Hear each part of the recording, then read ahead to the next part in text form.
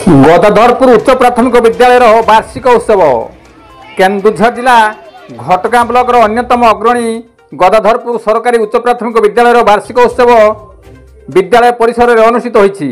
विद्यालय प्रधान शिक्षयित्री सुभाषिनी बेहेरा अध्यक्षतार अनुष्ठित कार्यक्रम में मुख्य अतिथि भाव मेदिनीपुर उपरा विद्यालय प्रधान शिक्षक गोलक चंद्र बेहेरा, सम्मानित अतिथि भाव वार्ड मेंबर जशोदा बेहेरा, संजय बेहेरा, मधुस्मिता मुखी, रश्मिता नायक, शिक्षयित्री सीताराणी जेना, मेघमाला बेहेरा, कालंदी सार, गीता दीदी, नड़िता दीदी प्रमुख जोगदे छात्र छात्री मान उत्साहित करने सह कृति छात्र छात्री मान पुरस्कार प्रदान करते।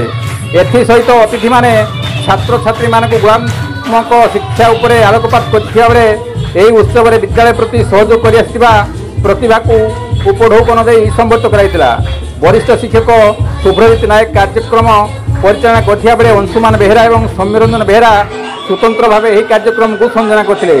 शेष में छात्र छात्री द्वारा वार्षिक उत्सव नृत्य संगीत रंगारंग कार्यक्रम अनुष्ठित होता। गोविंद राउत का रिपोर्ट केडीमी दुरिया।